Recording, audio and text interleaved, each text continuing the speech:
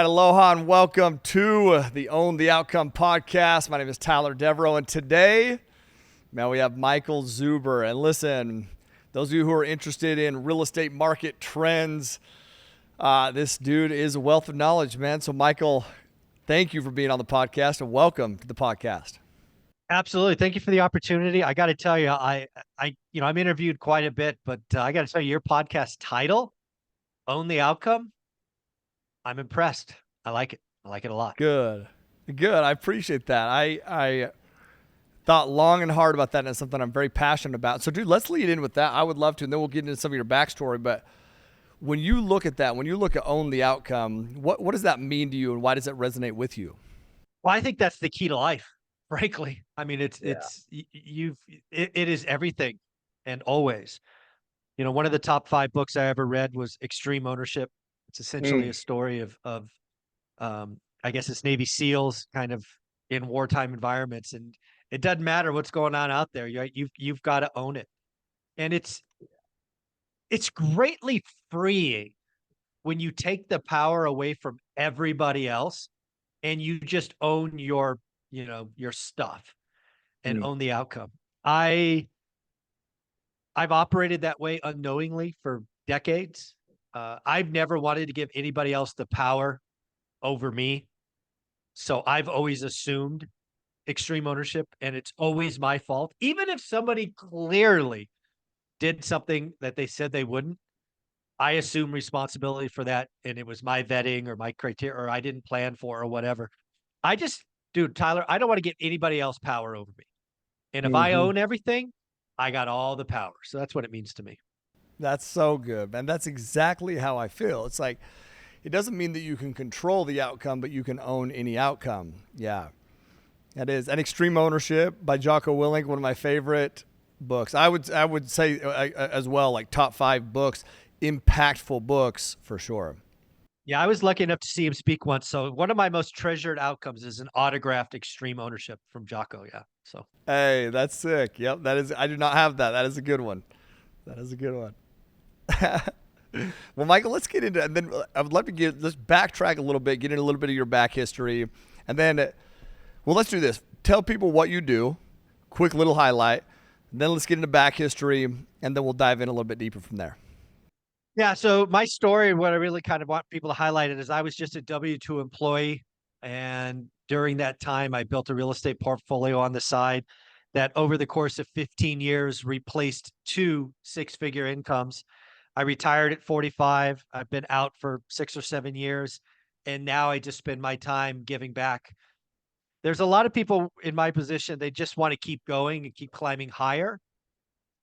At least this far, Tyler, and I reserve the right to change my opinion. I am sitting on the side of the hill, the financial hill, looking at a vista and enjoying the view. And I'm just trying to pull as many people up as I can. I reserve the right to stand up and climb higher later, but right now I'm enjoying the view. It's pretty nice. That's beautiful, man, and like it's beautiful on so many levels.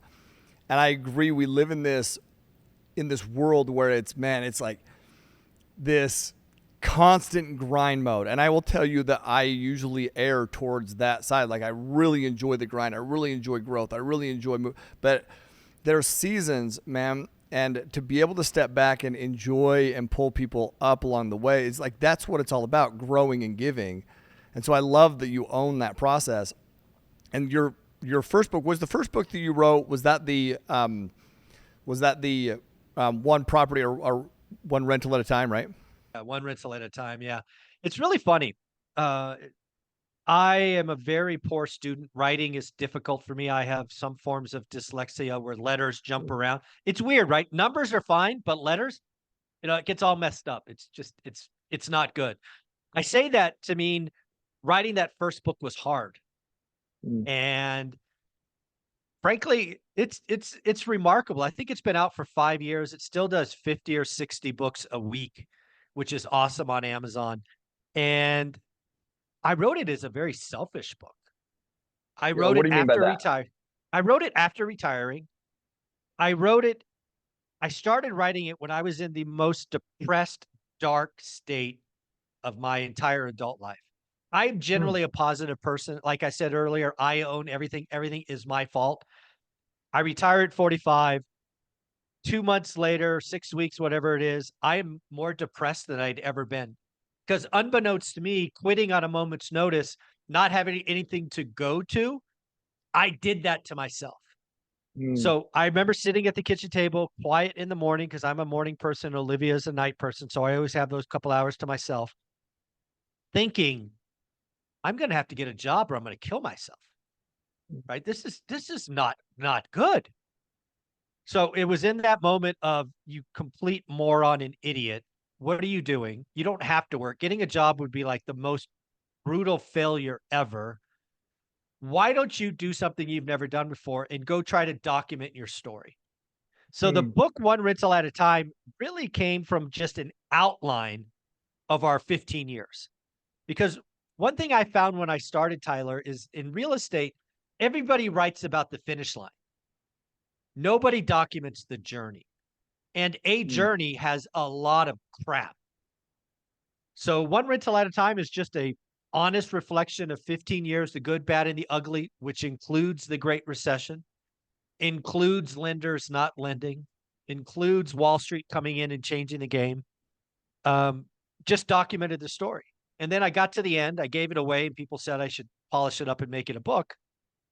So, that was that. And that book was, I still admit it. I admitted it here. I wrote it for myself so that I could feel like I've done something. So that book brought me out of a pretty dark place. First off, I'm so glad you wrote it. And no, I am like that you didn't go down that dark place because the world needs people like you. And when he says, I just want to make this clear, when he says like his purpose is really to give back, he means that, man. We chatted off camera, and it's the only motive, man, is just for y'all listening right here. So make sure that you take notes and make sure you understand. Like, man, Michael's not here because he has to. He's here because, man, this is what drives him, and he can. And that's a beautiful perspective to come from. And I want to go back to that moment, though, because you had worked this whole time. What was your W 2 job? I ended being a second line software leader, which means I had teams under me and people below that. So I was always in enterprise software sales the last 15 years or so. Okay. And then you had reached this point to retire because of your rental portfolio? Oh, absolutely. Yeah. Without Yeah. doubt. Yeah. Why? So when you felt the way that you felt, was it because your purpose was tied, like you felt your purpose was tied to the job? Or was it? Lack of purpose, actually. I didn't have a Mm. thing. So I do not recommend this for anyone. I went to the office on February 2nd of 2018 after completing another successful sales year. So at the company I was at last, the end of the calendar year was January 31st. So February 2nd was the first Monday or whatever that was of the new year. And because I was in sales, every year you get a new plan, a new territory, a new team, a new product, new quota, blah, blah. It's every year is a crapshoot. So I went to get all that new stuff. I went to work excited. I just crushed it the year before. It's the third or fourth year in a row I'm the number one guy. And I get delivered a pile of crap. A team I don't like, a boss I don't like. In fairness, my boss hated me too. He thought I was an egotistical, arrogant, blah, blah, blah. And he was right. I was. It just was. But it just wasn't going to work. So I remember sitting there. I didn't even sit down. And I remember thinking in 5 to 10 seconds, telling myself, my internal self, I don't need this crap. I just don't need it. We've been financially free for years. And so at that point, my boss is in the room and we hate each other, clearly. And I'm like, you know what? This isn't going to work for me. This isn't going to work for you. It's going to be too hard. Give me a package and I'll say nice things about you. You say nice things about me, and let's just leave. So in the span of 2 to 3 minutes, I went from being ecstatic to walking to my desk, picking up 2 or 3 family photos and leaving everything else. Mm. Texted my wife, Olivia, saying I'm coming home I don't have a job anymore. She thought I was kidding because she just saw me 30 minutes before excited. And sure enough, I left at a moment's notice. And that was a mistake. Mm. I should have had a plan. I should have been building an off-ramp for years. And that's one of the things I keep telling full-time employees today is you will retire someday, either because you're financially free or because you're old. Yeah. Why don't you build something on the side that you can walk into?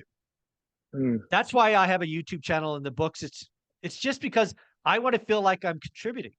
I do 2-3 hours a day, 5 days a week. That's it. 15 hours is enough for me to feel like I'm contributing. And clearly it's working. I get notes every day. So it was because I didn't have a purpose. That was the mistake. Oh, that's great insight, man, for anybody. And that foresight, man, that future foresight of like, man, we're all working towards that spot. And so to prepare for that mentally, literally mentally prepare for that is a beautiful thing. I think that not too many people talk about that. So yeah, because if you don't, the opposite. I mean, I could literally. So think about this. You're 45 years old. You have your bills paid. You spend a couple of days calling your buddies and smiling so much your face hurts. But then you realize that nobody can do anything. Everybody's got a job. And then you're up at 6 a.m. and you're like, what the hell do I do now? You only go to the gym so often. You can only play golf so often. It's like, God, and it got worse and worse and worse and worse. It was terrible. So create something now that you can walk into later.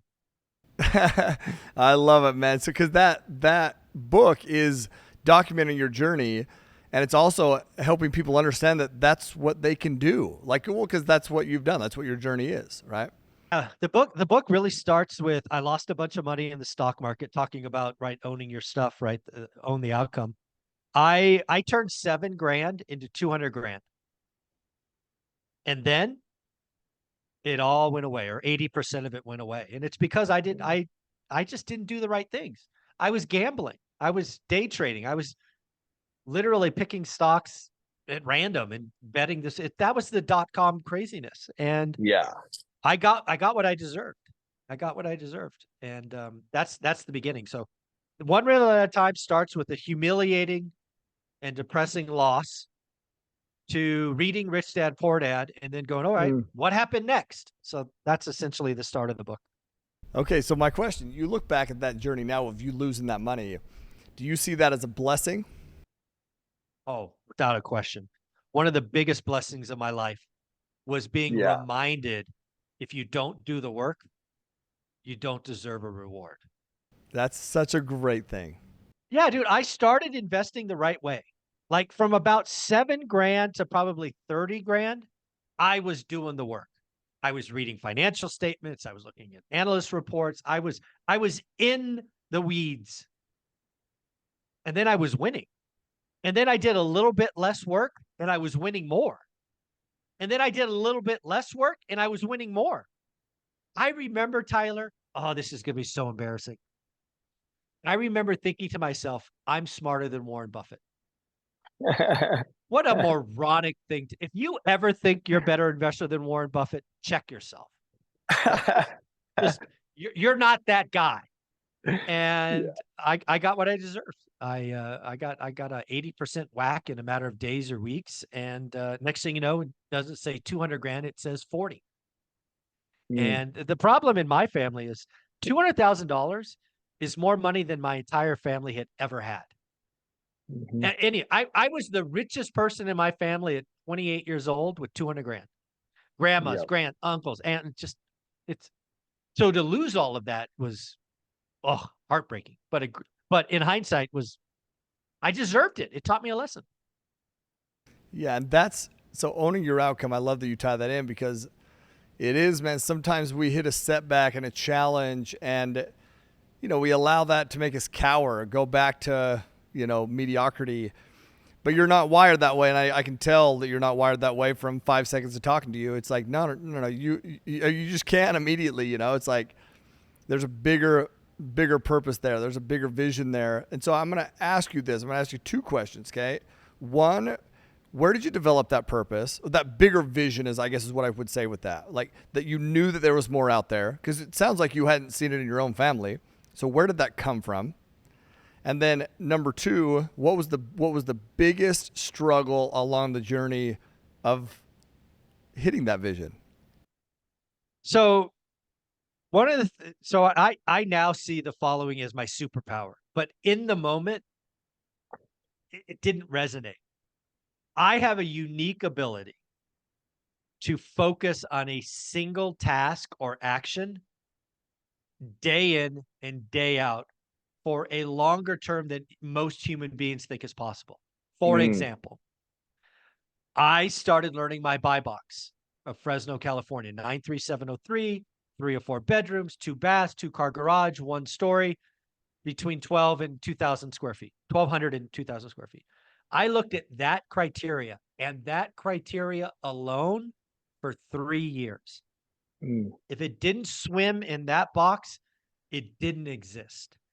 Most people, I know this now because I've been telling people to do this, give up after 3 days. yep. I Yep. did it for 3 freaking years. So I'm just wired. My superpower happens to be something that I now appreciate and love dearly. And it doesn't matter. Throughout my childhood, my mom tells me about similar things. She's like, why are you counting those pennies again? Well, to me, it's fun. I have no idea why, but I like stacking and counting in rows of 10 and just all this nonsense. What most people think is boring, I could zero in on and make fun for some reason. So when did you realize that that was a superpower? When I told 1,000 people to do 1/10 of what I did, and they refused to do it. Mm, Yeah, mm. again, like I think most people don't understand their superpower until they try to give it away and nobody else can do it. Say that part again. Say it again. Yeah, so again, I think you only find your superpower when you try to give it away as the quote secret and nobody else can do it. That's when Right. I realized I had a superpower.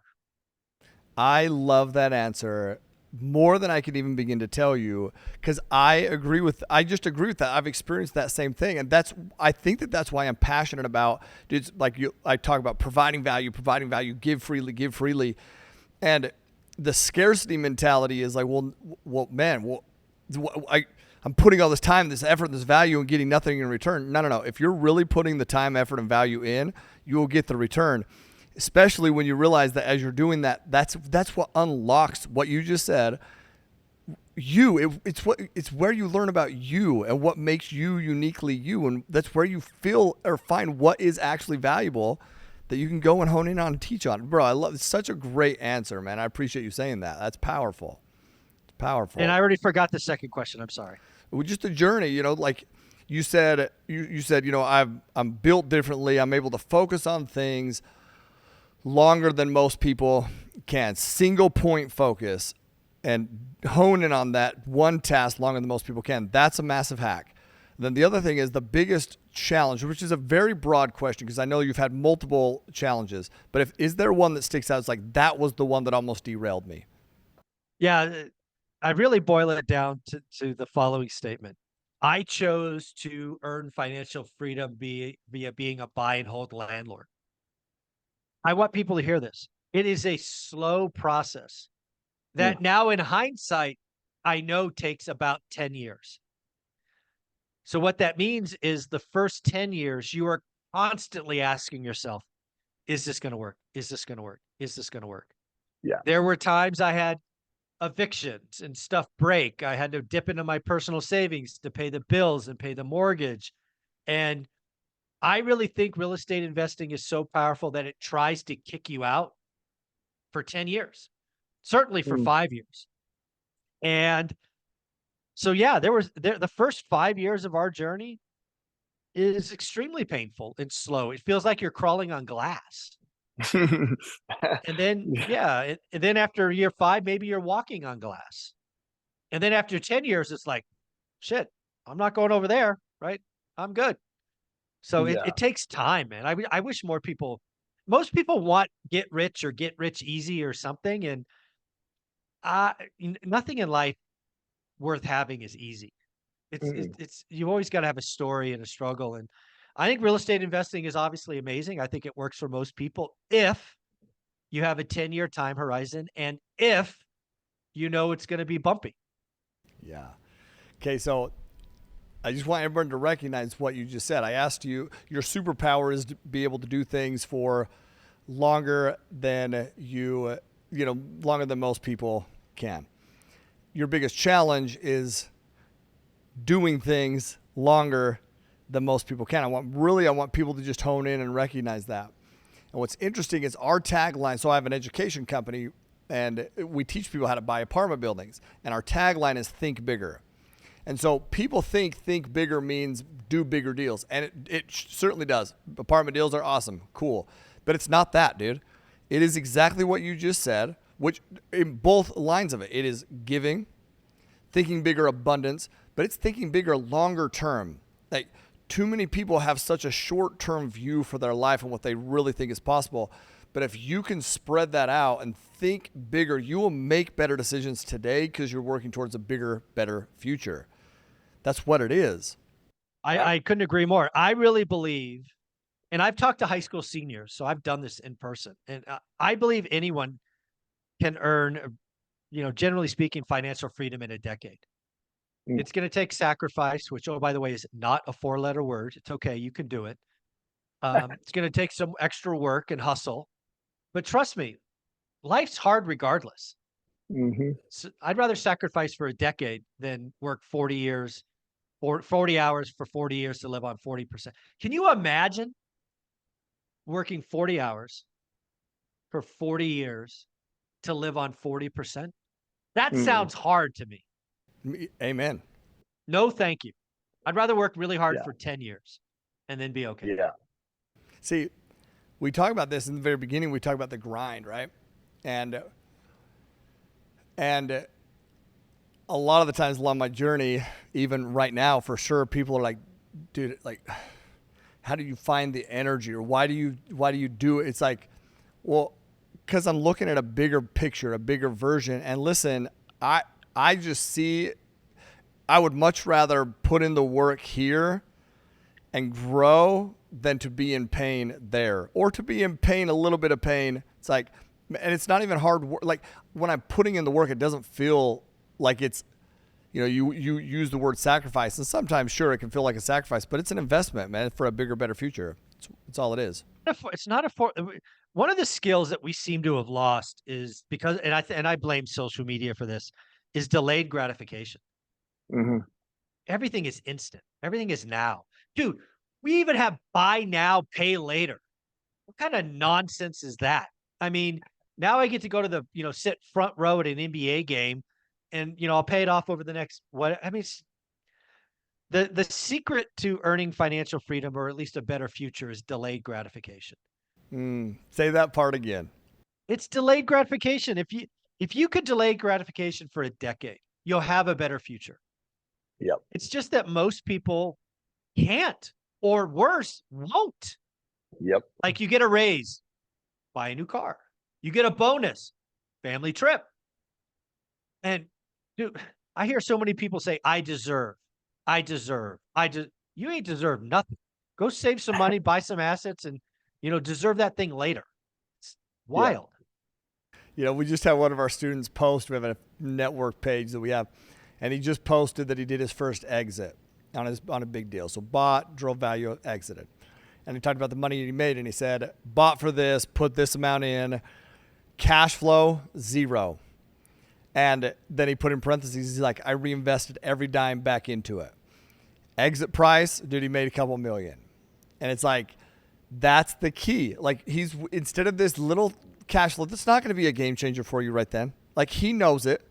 And so he does something that's going to have a bigger payout in the future that then can roll into your cash flow and freedom and all those kind of things. But most people would want the money right now, which, brother, Michael, this is what I feel like is so interesting, and you can relate to this because W-2, and that's who you're like, your mission is to help W-2 income earners. That's your mission. That's your focus, correct? No question. I believe that W-2 employees are ignored. In fact, it's worse than ignored. They're talked down to. You've got to be an entrepreneur. You've got to do this. You've got to do this, or you're a loser. No, I believe W-2 employees. If the goal is to be a millionaire, there is a better chance that you could be a millionaire building a real estate portfolio while you work. You're getting the best rates on the best loans. Fact. I mean, it's a hack. Being an entrepreneur looks good on social media and your LinkedIn profile. But do you know how many businesses fail? Do you want to make payroll? Do you want to put your family's home at risk because you took an equity line to start it? Are you freaking kidding me? Yep. It is okay to be a W-2 employee. Trust me, it's okay. Amen, dude. I'm still a W-2 employee. Like, I still have a W-2 income. And what does that allow me to do? Build a real estate portfolio without so much damn stress the whole time. It's like, and I have people come through, man, our program. They want to quit their job in 3 months. And it's like, man, you're missing it. It's like, if you can find those things that complement each other. And once again, my gosh, man, if your W-2 can help you grow your real estate portfolio to freedom, that's the freaking ride that you take, you know? That's the hack. Yeah, why go up to the roulette wheel? Like, I don't know how many numbers a roulette wheel. Let's say it has 36. I have no idea how many numbers are there. Why are you going to walk up to a wheel and pick like 18? Why don't you pick red or black? Yeah. Let's increase the odds a little bit here. I love it because I'm not going to lie to you. When I play roulette, it's red or black and usually always red. Yeah, there you go. Because again, it is like, this is the other thing, because I've been invited to speak on entrepreneur shows. One thing I will admit, if your goal is to be a billionaire, you got to be an entrepreneur. Sure. There's only a couple of employees who become billionaires, like Steve Ballmer and some other folks. So if your existence has you becoming a billionaire, entrepreneur is the only track you have. Most of us, like 98% of us, would be good being worth $1 million. Yeah. Employees, not a bad route to go. Yep. Okay, do you think that there's this misconception of entrepreneurship because, we're talking about owning the outcome, but do you believe that people maybe have that misconception because they haven't truly identified what outcome they're searching for? That could be it, but I'm going to go back to a even more simpler one. Okay. What they're consuming is sexy and sizzles. And that is, entrepreneurship is easy. It's how you get the girls. It's how you get the cars. It's how you get the houses. Entrepreneurship for the win. They are just not understanding that's fake. And, social media is about highlight reel and not the day-to-day struggle. Yeah. I think that's very insightful, man. It is. Which is why it's a responsibility for any entrepreneurs out there to, man, tell the real journey. Yes. Which is the whole point of the podcast, by the way. Because you said in the very beginning, I want to be clear, I've fallen in the same track, because you've said in the very beginning that people don't document the journey, they document the finish. Guilty. That's absolutely what I'm guilty of. And man, looking back, and it's like, I have so much regret about that. And I know that I'm still very much on the journey, which is why I want to start documenting that right now. And what I realized is, as you're documenting the suck, it terrifies the shit out of people. Terrifies people. Like, hey man, you can't let people know that that there's a struggle. You can't let people know that there's a problem. Well, there is. Yeah, that's what I'm saying, man. It's like, good Lord, there is a problem and there is a struggle, and I haven't lived a day in my life without one. So, I mean, shit, welcome to life. Yeah. So here's another thing and again, so I've been on YouTube for 5 years now. And when you're creating content on YouTube, and I am assuming it's other platforms, but I don't know, but I know YouTube. If you want to grow fast, you talk fear, doom, scary. If you want to grow impact, which is all I'm chasing, is you just report what actually is going on, good or bad, with no agenda. You will, I want to be clear, I will never, ever, ever, ever, ever be as big as the doomers. Yeah. But I promise you, I'm impacting people every freaking day. And my North Star since my very first video, since before the book was reported, is, you know what? I want to create something that outlives me by 50 years. That has been and always will be my North Star. You act different when that's your North Star. So Yep. I'm going to be one of those people that dies twice. I'm going to die whenever my physical body gives up. And then hopefully 50 years after I'm dead and gone, somebody will be talking about me. That's such a great goal. Super cool. I love that. I've never heard it said that way, die twice. You know, that's a great goal. Yeah. So let's talk about the market, man, because you talk about, I love what you said there. I think that I just want to hone in and make sure people don't miss the takeaways. There's so many damn takeaways already, but it's like, I just want to make sure that takeaway that you just said, you have a big following on YouTube, 55 something thousand, I think is what I checked last time I checked. But the key is the impact you're making, and which is a big number. 55,000 is big, but the impact that you're making is bigger because of your North Star, because you're actually talking about what's actually happening instead of just trying to create a following and talking about the doomsday shit. You're actually just reporting on reality. So let's talk about that, because your title is, you're the Chief Economic Officer, Economist. Sorry, thank you. So let's talk about it. You obviously study some things about the economy. What do you see coming down the pipeline? Yeah, so it's funny. When I retired, my title was Chief Helper. Nobody ever has been a chief helper, so I changed it to chief economist, because I, unlike a lot of people who pretend to be an economist online, actually have an economics degree. That was my undergrad, and I went on to earn an MBA after that. And I was an accountant, and I've been in the numbers for a long time. So I've been studying the consumer, because when you're an economist, the economy is a complex beast with lots of components. And it's, no matter how much we talk about it, it's hard for you to become an expert in all things.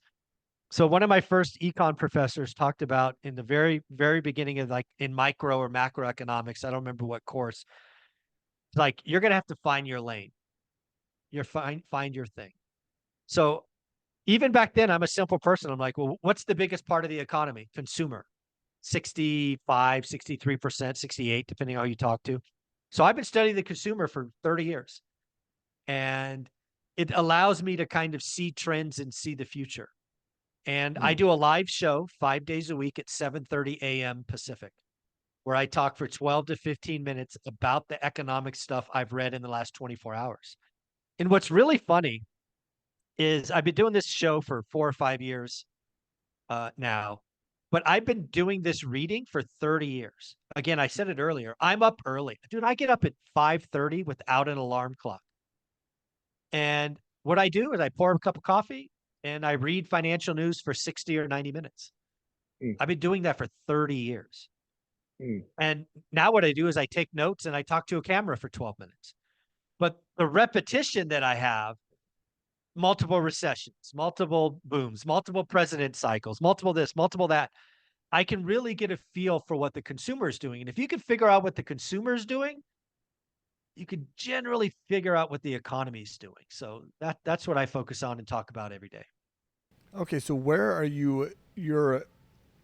When you say percent, I want to backtrack too, because I have a question. When you say the consumer makes up, is it the consumer makes up 68 something percent of the economy? Is that what you mean by that? GDP, gross domestic product.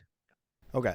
Where do you study, or where do you get the information that you're studying? And by the way, you said that recording that you said you do that every day? So I did it 7 days a week for 2.5 years. My wife, who is again smarter than me, ultimately said, do it 5 days a week, because you're broken. So I do it 5 days a week. I do it Sunday to Thursday. Wow. That's awesome. Yeah. That's fun. awesome. I have fun. And so you read, and then I just want to make sure the system. So you wake up, coffee, read, and then just talk about what you just read. Yeah, exactly. With no agenda, and the good or the bad. And when you watch the daily financial news, the key is you can go back and watch the playlist. Like I've told new viewers, you know what? Go find your birthday, because it says like today's date, February 14th, daily financial news. So you can go back and look at what we were talking about on your birthday last year or the year Mm. before. It's all there. And it really does give you a clearer picture because the economy doesn't move quickly. It kind of rotates and you can see things coming if you're paying attention. And so you're talking more from a micro viewpoint because you're doing it, you know, damn near daily. But are you talking about how that micro viewpoint impacts the macro? I would say I start macro and then it goes micro. Okay. And then in the dailies, the dailies are hard because I am trying to help provide education. So some days I'll read about a word that I understand, but maybe the audience doesn't, Mm. like switching costs or, um, we talk about inflation and leading and lagging indicators. And so I try to do some education, but I am definitely trying to get a picture of what the consumer is. The consumer excited or is the consumer scared? Is the Mm. consumer spending? Is the consumer saving? Because if you can figure those things out, the other stuff becomes more simple. Okay, so let's talk about that because what do you see right now? Do you believe that the consumer is excited, scared, saving, spending?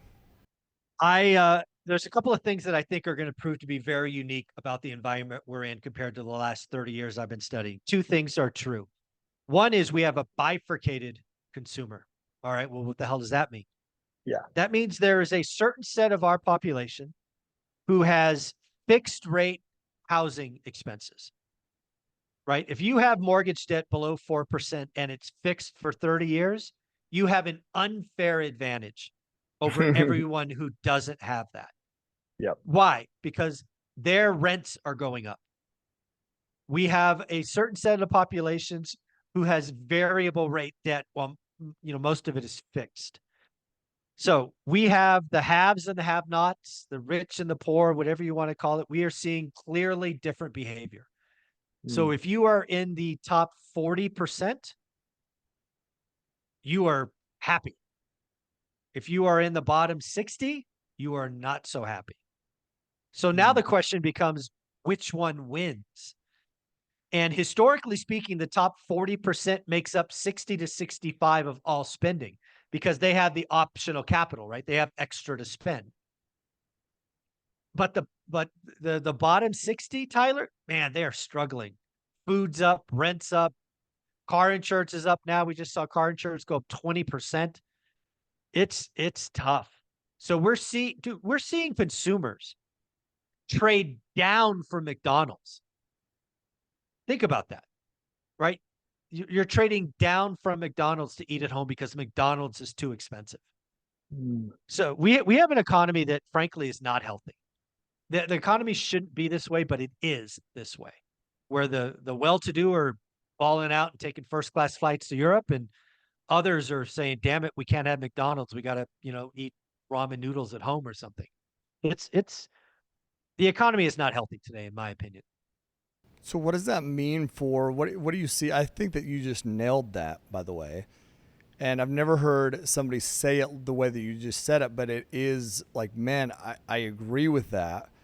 But so now the question is, what does that mean for the economy? Let's say for the next, for 2024 and maybe 2025 or bigger if you want to go there. Yeah, so that's the second thing that I think is going to be unique. So bifurcated consumer is one. The second is something called a rolling recession. A rolling recession is something we learn in economics. And based on the history books, they like to point at 1991 is the last rolling recession. In reality, the economy doesn't generally do a rolling recession. So what is a rolling recession? So first off, I think we're in one. What's my best example? Well, if you look at the mortgage industry, in the last 2 years, Tyler, the mortgage industry is about half the size it was 2 years ago. Mm. So I don't know about you, but that would be depression level changes. 50% headcount Massive. gone. Depression. So I happen to talk to mortgage brokers every week, and multiple of them in the last 21 days have said, you know what? We hired some people. We hired people. Now, not a lot. Yeah. We're talking 2 or 3, but that's a green shoot. So a rolling recession would mean mortgage, probably the most interest rate sensitive sector of our economy, goes from the best of days to a depression. It stays at depression level a couple of years, but at some point when rates come down, which they did recently, they're going to start to stick their head up. And then what will happen is manufacturing. Manufacturing wasn't whacked in the beginning because we had all these supply chain issues. So manufacturing stayed in the good times, and now maybe manufacturing comes in because the consumer is scared or has no money. But again, mortgage is coming out while manufacturing goes down. So I think there's a very good chance that we have a rolling recession, which means we don't have 2 quarters of negative GDP. We don't see mass unemployment, right? We see people changing jobs, changing careers. It also means we don't have great growth because you got 30% of the economy in depression and the other 30% coming out. It's going to be messy, but in reality, I think a rolling recession is going to shock people because most people at my age who study history, we only know true recessions. Economy tanks, economy bottoms, economy comes back. So I think a rolling recession, if it happens, is going to shock a lot of people. Yeah. So I do think we're having a bifurcated consumer and a rolling recession, which is not normal. Those 2 things normally don't happen.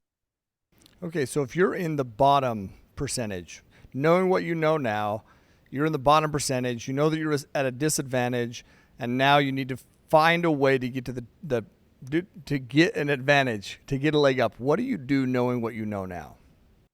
Well, the first thing you got to do is you got to own the outcome. You got to own where you are, right? So unless you are willing to admit that you put yourself here, I can't help you. If you're going to blame everybody else and everything else, I'm not your boy. But if you want to admit that you made some choices in life that got you here and just own your stuff, we can talk. So the first thing I would do is I would look at the job I have today and figure out if I could go to a competitor and make more money. I was a manager, a leader for well over a decade.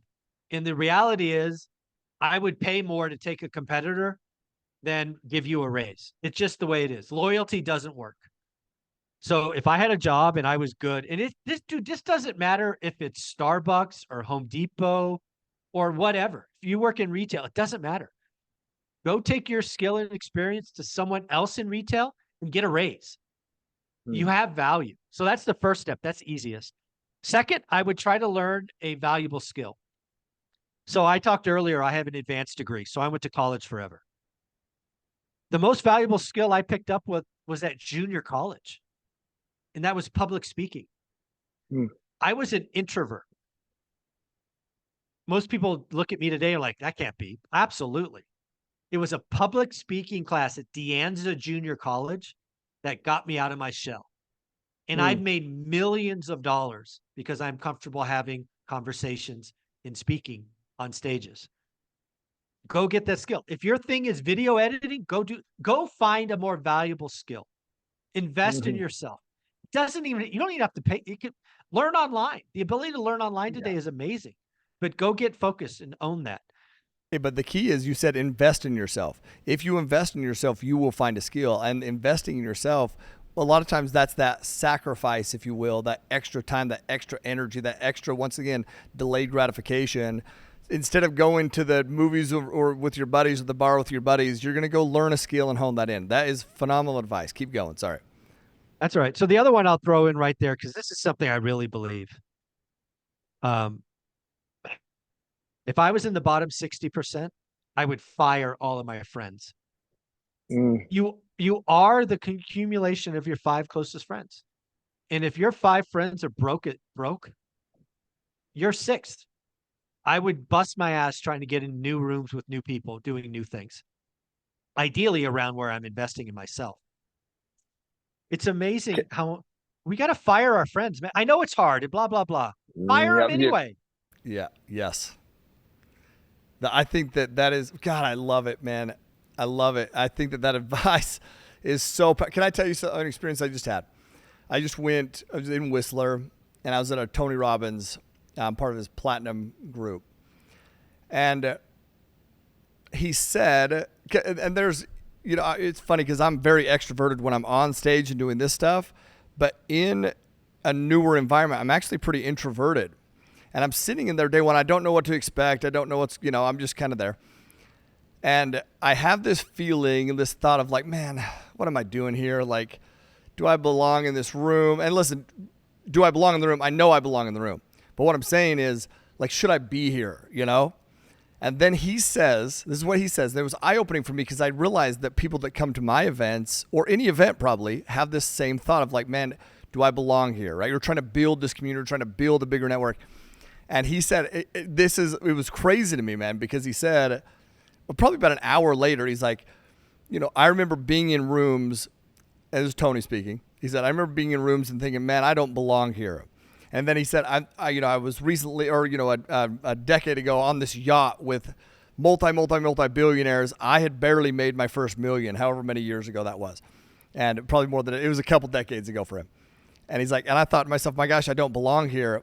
And what I realized is I am where I am because I kept putting myself in rooms where I felt like I didn't belong. Exactly. Yeah. If you want life to be different, get in different rooms. It's just that simple. And it is okay to do what you just said, which is fire your friends. If you're in the bottom 60, fire your friends and get a new peer group that will make you level up. Listen, guess what you're going to be able to do at that point? This is where the other part of that I think people miss. When you level up, you're now in a position to help your other friends level up. And listen, what you said is also critical. You go to them and it's like, hey, if you're just going to blame everything, I'm not your guy. Yeah, cool. I can't help you. I can't help you. So you can put yourself in a position to be helpful, but you can't do that if you stay where you're at, man. So it's everything. That's why I told you very early on, own your outcome is a perfect title. Because if you're willing to own it, I can help. If you're not, I can't help. And more importantly, I won't even try. Nah, life's too short. Life's too short. I am not in the convincing business. Nah. Not in the convincing business. It's funny, man. I had a conversation with a good friend of mine who said, and it ended up being this conversation, brother, I'm not joking, you turned into massive turmoil, which was this. Hey, man, I feel like people don't take me seriously. Like, why do you think that is? And I said, because, bro, you don't take yourself seriously and you need to work out. Like, you need to work out. You need to take care of yourself. Like, and that was like the most offensive thing that I could have ever said. And it's like, well, no, that's love, bro. I'm telling you things that other people won't tell you. Like, that's love, That's what it is. I have a rule, Tyler. Don't ask me my opinion because you're going to get it. Don't ask. Which is great. Hey, man, I want to be respectful of time. I know we're creeping up on time, but Michael, you are the epitome of owning the outcome. And your journey says it, and what you do right now obviously says it, and how you talk about what you do says it. It's just evident that people that really embrace that.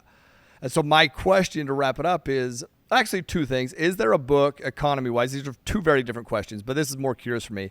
Is there a book that you would recommend for someone to study that will help them understand more of the economy and get a better understanding of it? Let me start with that one first.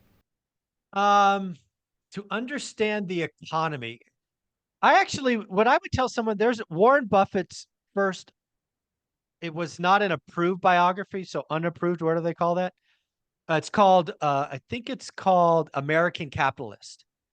Okay. That book is a great read because it goes over about 40 years of the economy and really shows you the ups and downs.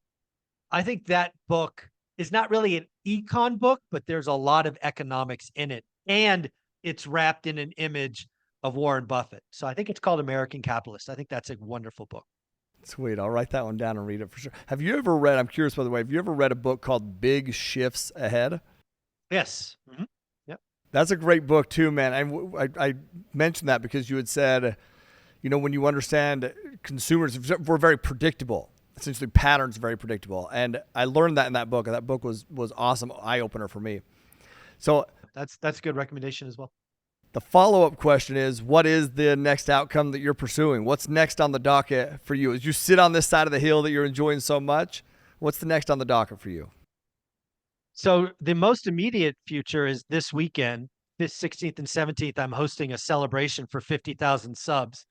So we're having 21 of my millionaires come into an event in Vegas. We're hosting 300 people to just celebrate everything that is one rental at a time. So that's the next thing. That's awesome, bro. That's this month. That's, geez, in a couple days. Yeah, it is. It's like right around the corner. Yeah, it's like less than 3 days away. Yep. Congrats, man. So that is an event of people that you have helped reach that status. You got it. Bro, nothing better than that. Congrats. That's awesome. Yeah, that's a beautiful thing. Yeah, 2 days, Saturday, Sunday, President's Day weekend in Vegas. So it was 5 years in the making, 5 years to get here. So we're gonna celebrate. Good for you, man, as you should. That's awesome. Thanks for sharing that with us. Michael, thank you so much for being on the show, taking the time to do that, and also, man, for owning the outcome in your own life and your journey, and then also being willing to share your journey and help others along the way, man. It's very appreciative. Appreciate the opportunity.